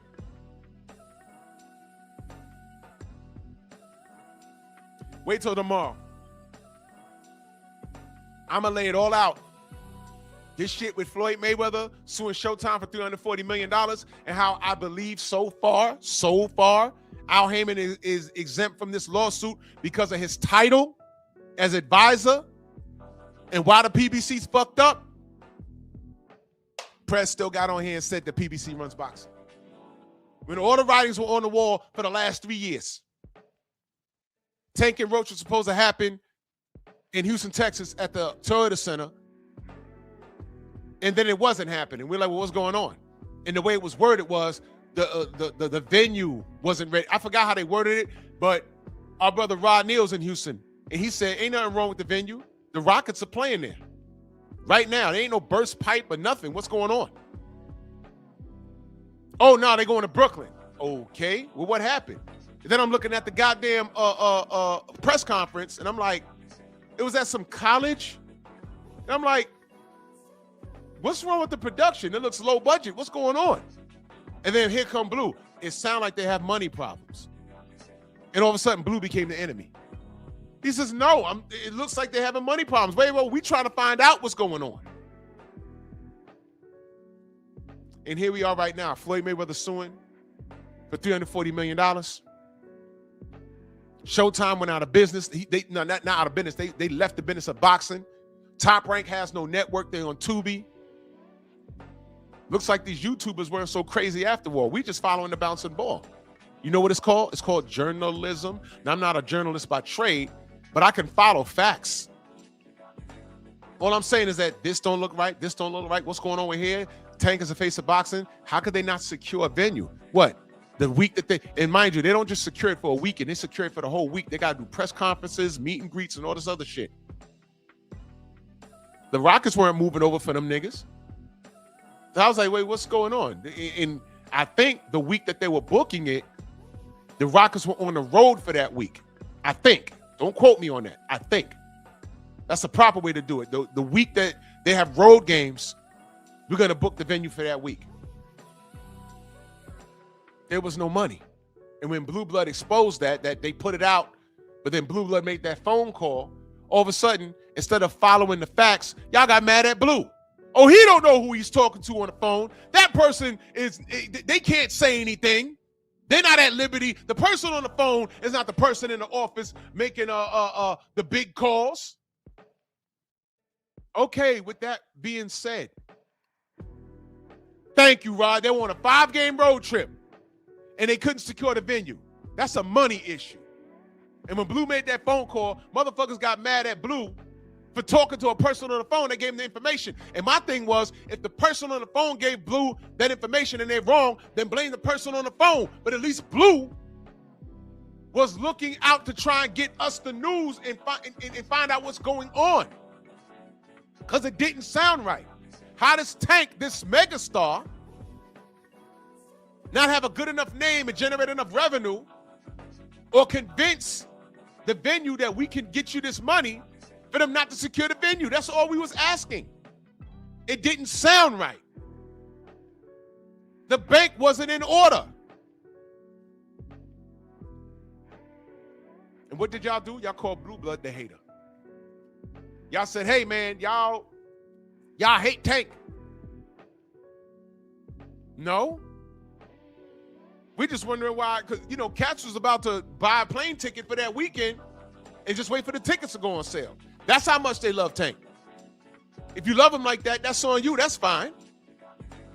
But what happens to the motherfuckers that booked the plane ticket to go there and it wasn't over there? You can't get your money back from a plane ticket. You just got to reuse it some other time. For those of you that channel, for those of you that travel, y'all know that.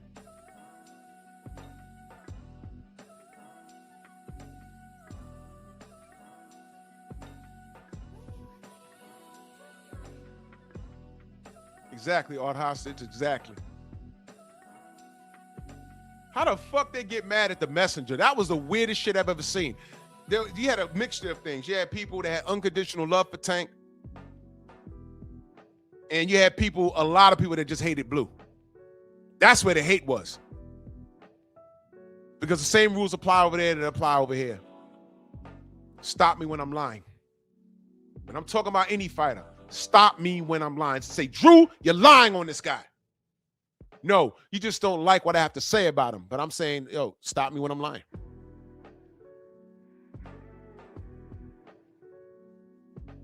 Watch this. Gervonta got a lot of tattoos. So what? Okay. He does, though. Why are you hating on his tattoos? I didn't say I hate him. I just said he has a lot of them. Why are you saying that, though? He has a lot of tattoos. Why are you saying it? Is it a lie? No. He has a lot of tattoos, yes? Yeah, but ain't nothing. I just said he has a lot of tattoos. What the fuck is wrong with you? Goddamn. I got tattoos. I ain't got that many. Not like him.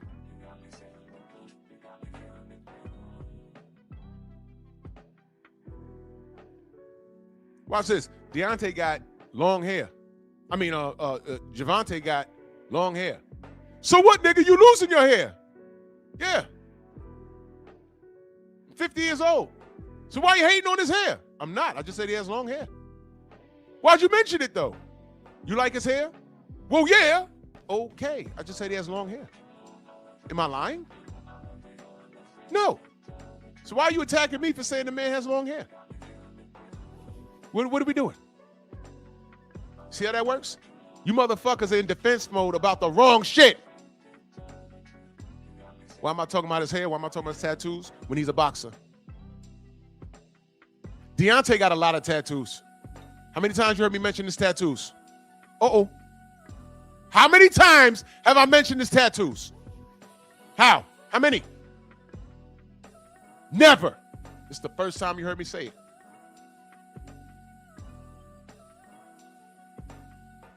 Deontay Wilder had about $50,000, and I'm lowballing it, around his neck when he was talking to Simon Jordan.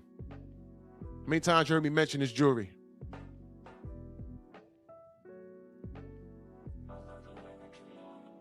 See how that works? I'm a grown-ass man.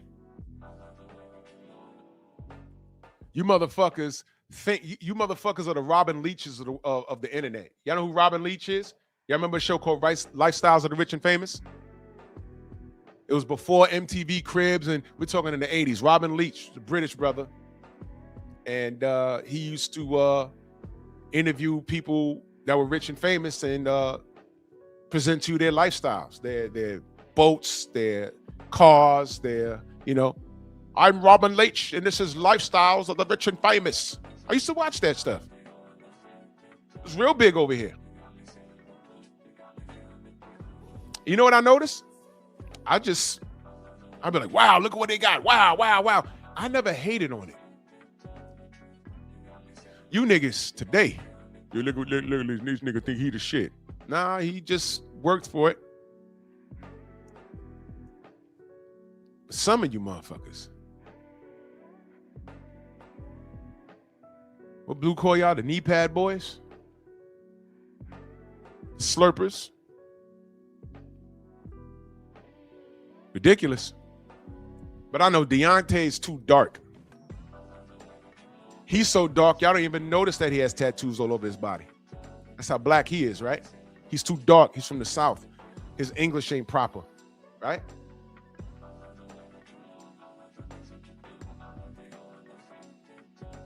Y'all don't like how he talk. Newsflash. I got family in the Deep South. I understand every word the brother say. It's like another language sometimes. But if you from Baltimore, you better not ever.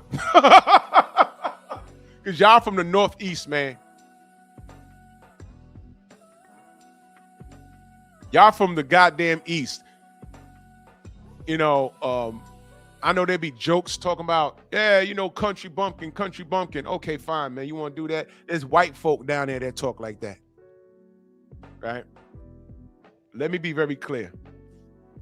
You from the east side, the northeast, from Baltimore up through Philly or whatever, and you talk a certain way, that's just education, bruh. That's just lingo down there. It's just lingo. Like you talk to a Jamaican, they're not uneducated. Patois is a language. I got family in the South. I understand what they say. But up here, if you don't have no family down there, it's like another language. Okay, what is my obsession with Baltimore? What is my obsession with Baltimore? Okay. Do you really want the answer? Or are you just talking? Tell me that you want the answer. Tell me that you want the answer, and I'll answer the question right now, because I played it before. What is my obsession with Baltimore? You want to know?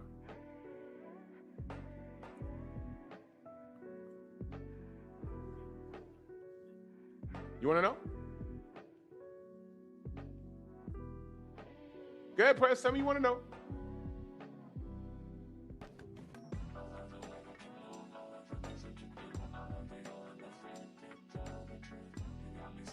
Go ahead, press. Tell me you want to know.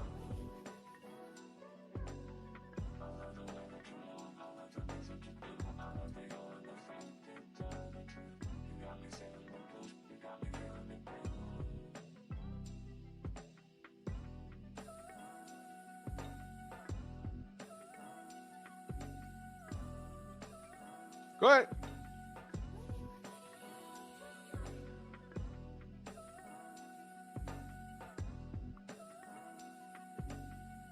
Hold on, let me pull up my other. Did you answer? You do want to know. Okay, let me get your question answered. Because it's not an obsession. It's a point that I made.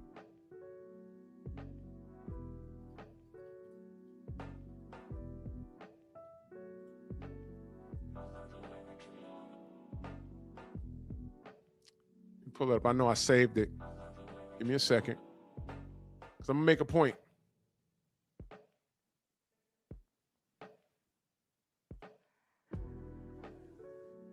Here we go. Because for years, I was trying to figure out what the fuck is wrong with y'all. Because I've been to Baltimore. I got people out there in your town. I really do. And I always wondered what the fuck is wrong with the motherfuckers around you. And there is a scientific reason. Okay? All right.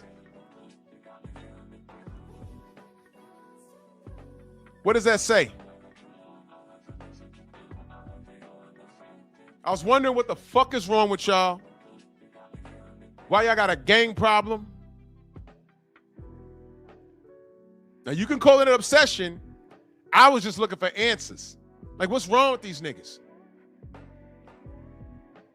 And then I realized that there was a historic answer to this. And I couldn't believe it. Now, I want you to pay attention. I wonder why these niggas, not everyone in Baltimore, but there's a lot of dumb niggas over there. And they got all kinds of speech impediments and shit. Y'all hear Mag 7? Y'all hear him? Now, hold on. Y'all may think I'm firing shots, and I am. But y'all hear this nigga.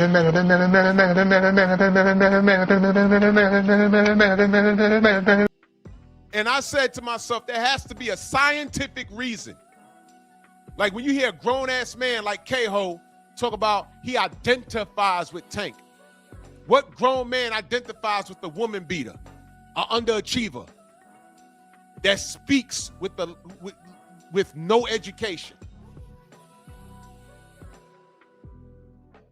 What is this obsession? And I'm,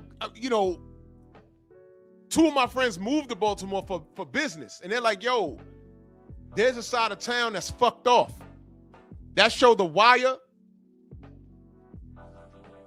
That's not far from Coppin State, where my sister went to school at. And she says, no, that shit's real. We was out there driving. That shit is real. And then I said, well, there has to be a scientific reason why it's like that. And then I came across this. Incest. Take the Eastern Shore of Maryland, for example, right? The Eastern Shore of Maryland. Most people live within a 50-mile radius of where they were born. Most people live within the 50-mile radius of where they were born. A large percentage of the people who lived on the Eastern Shore of Maryland during this time of these breeding farms migrated to Baltimore. Where'd they go? The breeding farms. They migrated to Baltimore. Follow me. Baltimore, Maryland is the incest capital of the United States of America. Oh, what? Let's hear it again. Baltimore, Maryland is the incest capital of the United States of America. Baltimore, Maryland is the incest capital of the United States of America. And according to statistics by my colleague, Dr. Patricia Newton, who's a psychiatrist in Baltimore, in that area in Baltimore, Sandtown, where you had these recent rebellions, 9 out of 10 black women in the depressed parts of Baltimore, 9 out of 10 black women have been victims of incest. You hear that? You hear that? Did you know that, Press? Now, let me say this, young man. This is through no fault of your own. Unless you're banging your first cousin right now, don't admit if you are. This is through no fault of your own. But what history is saying is that there's a chance that your great, great, great, great, great, great, great, great, great grandparents were brother and sister or first cousins, because historically black people, we were bred like cattle. So they would take a whole bunch of men and women and put them in the room and say, y'all gets to banging because I need a big old field nigga. And the big black, remember what Jimmy the Greek said? The big black will be made to breed with the female big black, and they'd make Shaquille O'Neal. He didn't say Shaq. Shaq wasn't around back then. But they want a big old Shaq-looking Shaquille O'Neal nigga to plow those fields. And this is through no fault of your own. Now, if the child come out with no birth defects, you know, his heart be on the opposite side of his body and shit, because we can't crossbreed like animals do. We're humans. But through no fault of your own, this is what was happening. So every now and again in your bloodline, you get a kid, every fourth or fifth kid, they come out with a problem. Foot backwards, they have a health issue, or a speech impediment. I'm not kidding. I'm not firing shots. I'm saying I was trying to figure the fuck out what was going on. And I came across this. So when you ask me, what is my obsession with Baltimore? If you want to call this an obsession, whatever. But you just learned something this morning. I'm not making this up. Look up the documentary. It's not your fault. It's not your mama's fault. It's not your grandmama's fault. It's not your great. This goes back to centuries. I'm saying it's a possibility that your great grandparents were related by blood. It's not good. And in your lineage, this is why there's some sort of birth defects. Ask yourself, do I have a cousin that's handicapped? Do I have more than one person in my bloodline that's handicapped?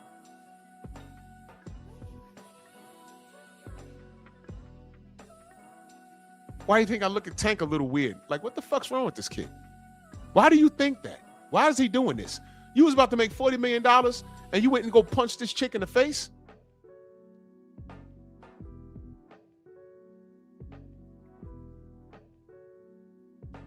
Prez, this ain't the first time I talked about this.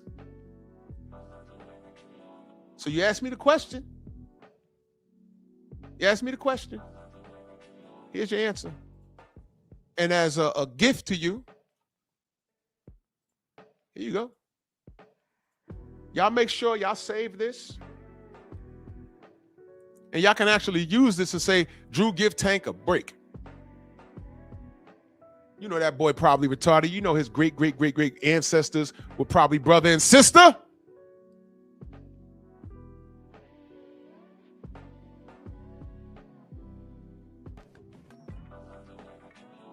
Yeah, Jose. Listen, man. I never knew this shit. My boys, they went down there. They worked for the military. They ended up in Baltimore. And the phone calls that I was getting were like, yo, there's something wrong with these niggas. I know about goons in my city. I know about goons in Philly. But he said there was something crazy about these niggas in Baltimore. He said all them niggas sound alike. And they all like slow. I said, what do you mean? He said, no, like how they talk. I said, that's their slang. He says, no. There's something not right with these kids out here.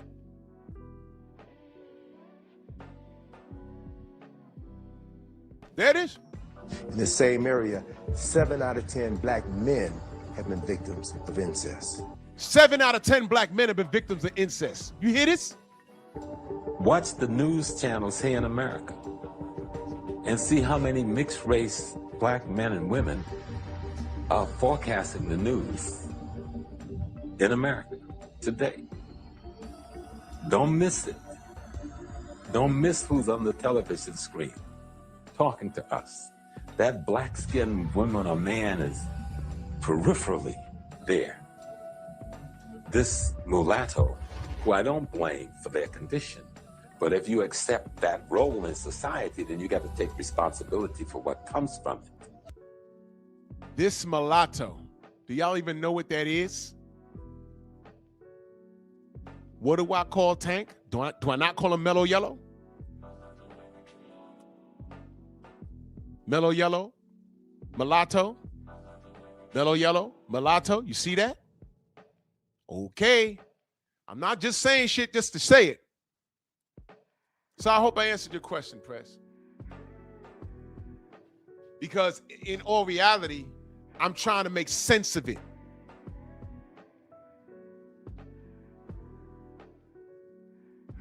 I said they can't be this stupid by choice. What it is it's handicapped behavior, and there's a history behind it. So I just made sense of it.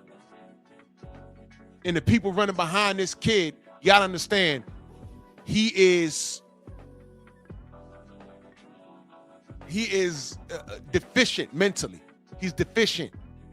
That's my point. He's deficient.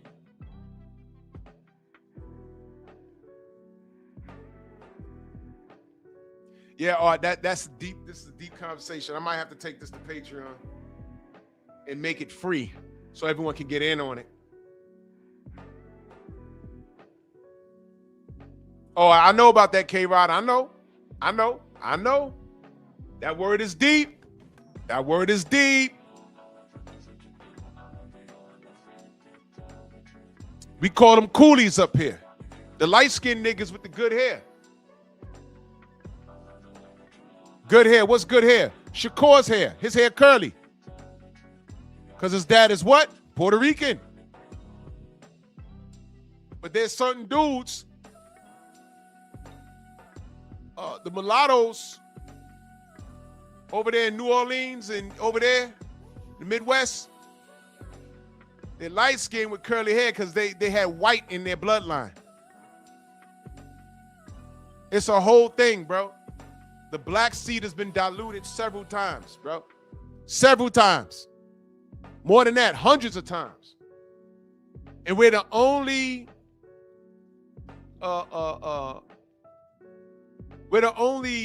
ethnicity, we're the only race of people that we have so much problems trying to find out who we are.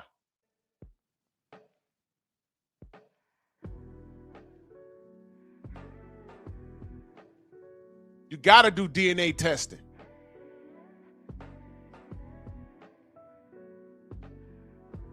I know where my people are from my mama's side and my pop's side.